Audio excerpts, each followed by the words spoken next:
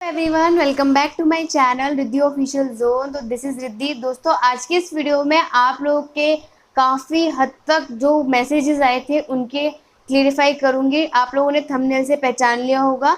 तो मैं आप लोगों को सबसे पहले ये भी ज़रूर बताऊंगी कि आखिरकार आपको बीएड में किस तरीके के आंसर लिखने हैं। तो वीडियो को एंड तक ज़रूर देखिएगा, क्योंकि वीडियो के एंड तक मैं आप लोगों के लिए एक वीडियो अटैच करूंगी जिसमें उस वीडियो में मैं आपको ब्रीफली में समझाया हुआ है कि किस तरीके से आपको बीएड में आंसर लिखने हैं और किन किन बातों का आपको ध्यान रखना है। वो मोस्ट इंपॉर्टेंट टॉपिक है। जैसे कि कल आप लोगों के एग्जाम स्टार्ट हो रहे हैं, तो दोस्तों ये वीडियो आपके लिए काफ़ी हद तक बेनिफिशियल होगी।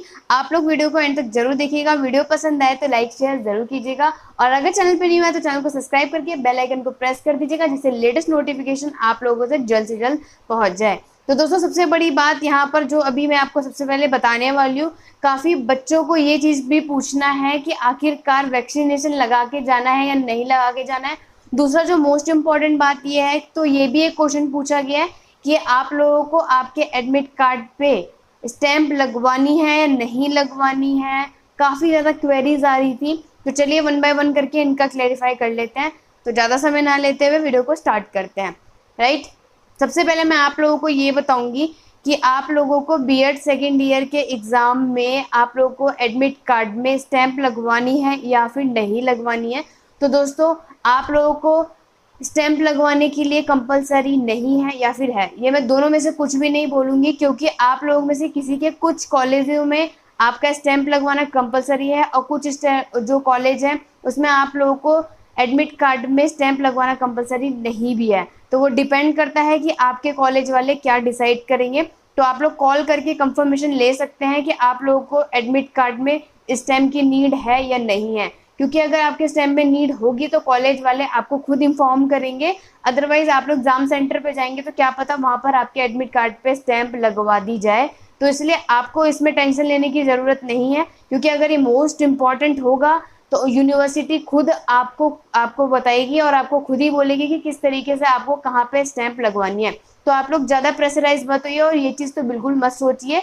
तो अगर आपका स्टैंप लगाना कंपलसरी होगा तो यूनिवर्सिटी वाले आपको खुद बता देंगे, कॉलेज वाले आपको या तो कॉल यानी जहाँ आपका एग्जाम सेंटर है वहाँ पे आपका स्टैंप लगवा देंगे। अदरवाइज आपका उसी एडमिट कार्ड से हो जाएगा।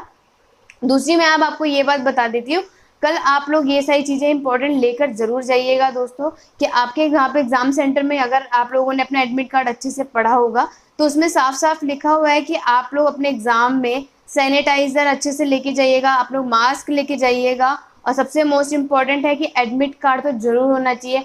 अब काफ़ी स्टूडेंट है कि मैम लेमिनेशन करानी है नहीं करानी है, तो मैंने आपको बताया था दोस्तों कि एडमिट कार्ड को लेमिनेशन कराना वो आप पे डिपेंड करता है, क्योंकि काफ़ी स्टूडेंट ऐसे होते हैं जो एडमिट कार्ड को नॉर्मली नहीं रखते, यानी उसकी केयर नहीं करते और पेपर ज़्यादा ऐसे इधर उधर रख देने की वजह से तो उनका खो जाता है या फट जाता है, तो इसलिए वो बच्चे लेमिनेशन करा लेते हैं। तो अगर आप लोगों को लगता है कि आपको एडमिट कार्ड नॉर्मली फोल्ड करके एक तरफ रखना है, यानी कि जो आप लोग एग्जाम ले जाने के लिए जितने भी सामान को रेडी करेंगे, तो लेमिनेशन की नीड नहीं है। बस इतना जरूर बोलूँगी कि एडमिट कार्ड का आप लोग फोटो कॉपी जरूर रखिएगा, कि बाय चांस आप लोगों का एक एडमिट कार्ड खो जाता है तो दूसरा आपका बेनिफिशियल हो जाए। तो आप लोग ये सारे सामान लेके जरूर जाइएगा, बहुत ज़्यादा ज़रूरी है। और तीसरा जो मोस्ट इम्पॉर्टेंट है, जिसके बिना आपका एग्ज़ाम नहीं हो सकता है, वो है आपका कोई भी आइडेंटिफिकेशन, यानी कि कोई भी आपको आइडेंटिटी लेके जानी है। चाहे आप अपना पहचान पत्र लेके जाइएगा, चाहे आप लोग अपना पैन कार्ड लेके जाइएगा, कुछ भी लेके जाइएगा, वोटर आईडी कार्ड, आधार कार्ड, जो आपको लगे। बट आप लोग याद रखिएगा कि आज आप लोग अपना ये सारे सामान एक तरफ कर लीजिएगा। जो आप लोगों को एग्जाम में लेके जाना है वो आपका कोई भी आइडेंटिटी लेके जानी है।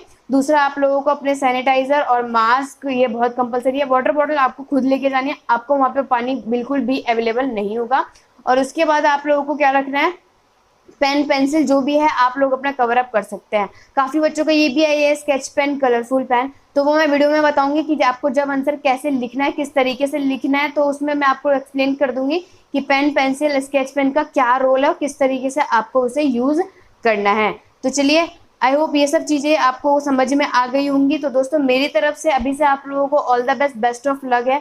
आप लोग अपना एग्जाम अच्छे से देकर आइएगा, और जैसे ही कल आपका एग्जाम हो जाए तो टेलीग्राम चैनल पर मैंने एक लिंक बनाया हुआ है बीएड ग्रुप का, तो आप लोग ने अगर किसी ने ज्वाइन नहीं किया है तो आप लोग पहले उसे ज्वाइन कर लीजिएगा, और अपने सारे क्वेरी और डाउट वहाँ पे शेयर कर सकते हैं, और किस तरीके का क्वेश्चन पेपर आपका गया और क्वेश्चन पेपर क्या था वो सब भी आप लोग उस टेलीग्राम चैनल पे शेयर कर दीजिएगा, जिससे कि काफ़ी हद तक पता चलेगा कि आप लोगों के एग्जाम कैसे गए। पैटर्न को लेके काफ़ी ज़्यादा कंफ्यूजन है, तो पैटर्न का मैंने आपको क्लैरिफाई कर दिया था, तो उसके लिए मैं अभी भी कुछ नहीं बताना चाहूँगी, क्योंकि पैटर्न का अभी भी क्लैरिफाई नहीं है। जो आपका पैटर्न है आपको कल ही पता चलेगा। 1.5 घंटे में किस तरीके से आप आंसर लिख सकते हैं वो जरूर मैं अपने चैनल पे आपको बताऊंगी, राइट। तो चलिए ज़्यादा समय ना लेते हुए आप देख लेते हैं कि आपको आखिरकार आंसर किस तरीके से लिखने हैं।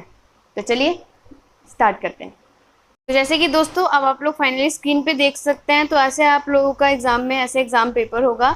तो आप लोग किस तरीके से अपने एग्जाम में आंसर को लिखेंगे, तो जैसे कि आप लोगों को स्क्रीन पे दिख रहा है, तो दोस्तों सबसे पहली बात जो आप लोगों को एग्जाम में याद रखनी है और हमेशा याद रखना है कि सबसे पहले आप लोग अपने क्वेश्चन पेपर के क्वेश्चंस में काफ़ी हद तक अच्छे से रीड कर लीजिएगा, क्योंकि काफ़ी स्टूडेंट ऐसे भी होते हैं जो क्वेश्चन को ठीक से रीड नहीं करते और नॉर्मली एक टॉपिक के ऊपर लिखना शुरू कर देते हैं। तो दोस्तों याद रखिएगा, सबसे पहले जो आपको काम करना है वो आपको एग्जाम पेपर जैसे ही आपके हाथ में आएगा उस क्वेश्चन पेपर को आपको काफ़ी अच्छे से पढ़ना है कि आखिरकार आपके क्वेश्चन में क्या क्या पूछा गया है। उसके बाद जो आपको सिलेक्शन करना है कि आपको कौन कौन से क्वेश्चन करने हैं, उसके अकॉर्डिंग आप लोग उस पर मार्क कर लीजिएगा एंड देन आप लोग अपना आंसर स्टार्ट करेंगे। तो जैसे आप स्क्रीन पे देख रहे हैं यहाँ पे वेरी शॉर्ट दिया हुआ है।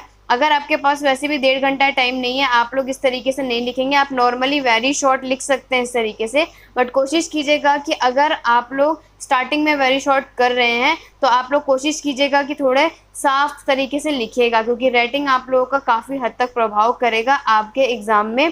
तो आंसर शीट को आप लोग काफ़ी हद तक नीट और क्लीन रखिएगा दोस्तों, ज़्यादा से ज़्यादा उसमें आप लोग राइटिंग क्लीन रखने की वजह से और गैप फिलिंग का भी बहुत अच्छे से ध्यान रखने की ज़रूरत है। उसके बाद आप लोग सेकंड काम ये भी कर सकते हैं कि आप लोग अपने आंसर में क्या कर सकते हैं दोस्तों, ऐसे डायग्राम को या फिर ऐसे फिगर आउट आप बोल सकते हैं कि इस तरीके से आप लोग टाइप्स को शो करते हैं अपने एग्जाम में। ये काफ़ी हद तक काफ़ी अच्छा नोट्स बनाया है। ये एक स्टूडेंट है हमारे ग्रुप में जिनका नोट्स मैं आप लोगों को शो कर रही हूँ दोस्तों। इन्होंने काफ़ी हद तक काफ़ी बहुत क्लीन और नीट एंड क्लीन आपको यहाँ पे दिखा रही हूँ कि आपको इससे काफ़ी हेल्पफुल होगा कि किस तरीके से आप लोग अपने एग्ज़ाम में शो कर सकते हैं, इस तरीके से अपना आंसर यहाँ पे लिख सकते हैं। तो याद रखिएगा, आपने एक एग्ज़ाम जब स्टार्ट करेंगे तो उसके अकॉर्डिंग आप लोग यहाँ पे क्या करिएगा, डायग्राम यानी कि टेबल भी बना दीजिएगा। डिपेंड करता है कि आप लोग अपने पेन या कोशिश कीजिएगा कि आप लोग इस पे स्केच पेन नहीं यूज़ करें, तो भी वैसे कर सकते हैं, कोई दिक्कत की बात नहीं है, बट कोशिश कीजिएगा कि आप नॉर्मली पेन को ही यूज़ करें इसके अंदर। एग्जाम में आप लोग के डिफरेंस बिटवीन आते हैं, यानी कि किसी भी आप लॉन्ग क्वेश्चन में अंतर को स्पष्ट कर रहे हैं, तो दोस्तों आप इसी तरीके से टेबल को शो कर सकते हैं कि काफ़ी हद तक एग्जामिनर को चेक करने में हेल्पफुल होगा। तो कोशिश कीजिएगा कि आप लोग ऐसे टेबल शो करके आप लोग अपने डिफ्रेंशिएट, चाहे वो आपके लॉन्ग क्वेश्चन में हो चाहे आपके शॉर्ट क्वेश्चन में हो, आप लोग पूरे के पूरे इसी तरीके से टेबल को शो करते हैं। मेन जो आपका यहाँ पे एग्जाम में आपका आंसर शीट पर डिपेंड करता है दोस्तों, वो आपका हेडिंग भी डिपेंड करता है। तो याद रखिएगा, चाहे आपकी ये डिफरेंशिएट हो चाहे नॉर्मल आपके क्वेश्चन का हो, तो दोस्तों आप लोग अपने हेडिंग को काफ़ी अच्छे से हाईलाइट जरूर कीजिएगा, क्योंकि हेडिंग ही आप लोगों को बता सकता है कि आखिरकार आप लोग टाइप्स लिख रहे हैं, कैरेक्टरिस्टिक्स लिख रहे हैं या फिर फंक्शन या एडवांटेजेस बता रहे हैं। तो उसके अकॉर्डिंग आप लोग अपने एग्जाम में आंसर को क्या कीजिएगा, हाईलाइट जरूर कीजिएगा। जैसे आप लोग यहाँ पे एग्जाम्पल के तौर पे देख भी सकते हैं इस आंसर शीट में कि आप लोगों का विशेष शिक्षा, एकीकृत और समावेशी शिक्षा का अंतर स्पष्ट यहाँ पे दिखा रखा है। तो जैसे ही आप लोग एक्सप्लेन करेंगे तो इस तरीके से क्या करना है, आपको हेडिंग डालनी कंपलसरी है, जिससे कि आपके आंसर में काफ़ी हद तक क्या होगा, बहुत अच्छा नीट एंड क्लिक और काफ़ी अच्छा इंपैक्ट पड़ेगा एग्जामिनर पे। और आपको हमेशा याद रखना है दोस्तों कि आप कोई भी एक टॉपिक खत्म कर रहे हैं, आंसर खत्म कर रहे हैं, तो उसमें आपको 2-3 लाइनों का गैप तो रखना ही रखना है।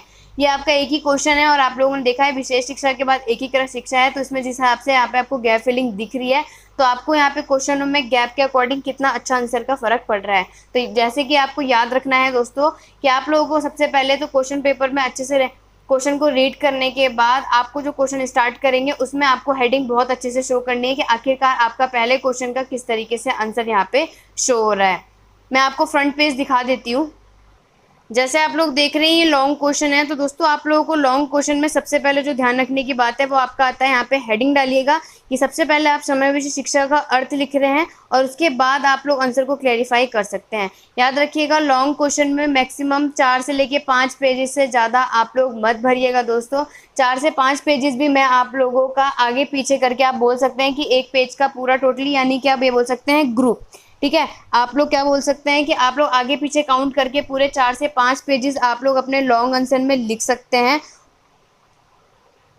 और इस तरीके से आप लोग हेडिंग डालते रहिएगा कि लॉन्ग क्वेश्चन आ गया, उसके बाद समावेशी कक्षा का आपका उद्देश्य बताया गया है। तो इस तरीके से आप लोग हेडिंग को क्या करिएगा, हाईलाइट जरूर कीजिएगा अपने एग्जाम में। उसके बाद आपका वेरी शॉर्ट के अकॉर्डिंग भी ऐसे ही है, जैसे कि आप लोग गैप फिलिंग देख रहे हैं, आप लोग यहाँ पे लाइन भी खींच सकते हैं, या तो 2 से 3 लाइन का गैप करके आप लोग आंसर डायरेक्ट लिख सकते हैं। याद रखिएगा क्वेश्चन पेपर में आपको क्वेश्चन लिखने की ज़रूरत नहीं है, ये नोट्स उन्होंने काफ़ी हद तक अच्छे रेडी करे हैं, तो इसके लिए उन्होंने यहाँ पे क्वेश्चन के साथ आपको आंसर प्रोवाइड किया है। तो दोस्तों आप लोग इनका तरीका देख सकते हैं। ये बात तो मैं जानती हूँ कि काफ़ी हद तक सबकी राइटिंग मैच नहीं हो सकती, बट आप लोग कोशिश कर सकते हैं कि आप लोग जो अभी आंसर शीट लिखेंगे उसमें काफ़ी हद तक अच्छी राइटिंग करने की कोशिश करेंगे। तो कोशिश कीजिएगा कि आप लोग अपने एग्ज़ाम में क्वेश्चनों को बहुत अच्छे से क्लियर करके लिखिएगा, अपने टॉपिक्स को हाईलाइट कर दीजिएगा।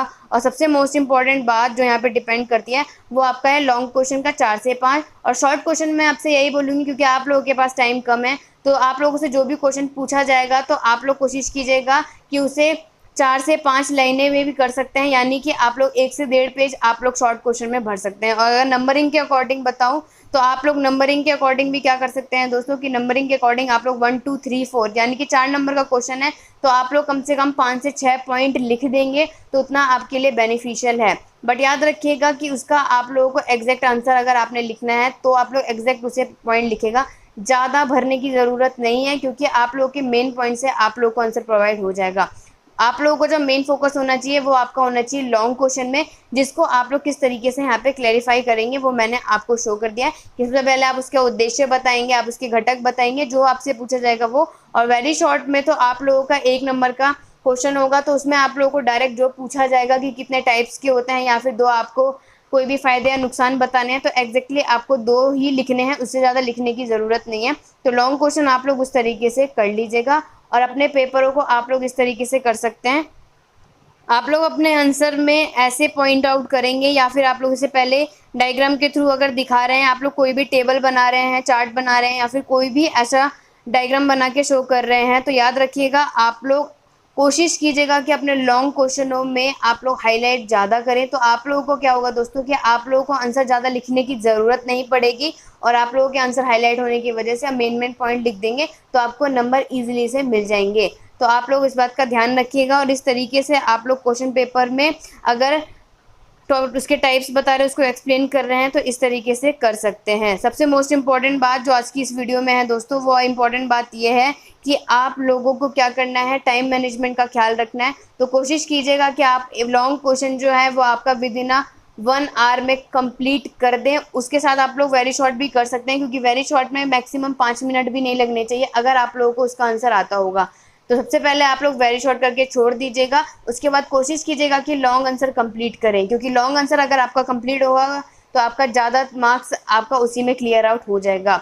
शॉर्ट आंसर आप लोग लास्ट में कर सकते हैं, क्योंकि लास्ट के 10 मिनट में भी आप लोग उसके 5 से 6 पॉइंट या मैक्सिमम 8 पॉइंट भी लिख देंगे, तो उससे ज़्यादा नीड नहीं है आपको शॉर्ट क्वेश्चन में लिखने के लिए।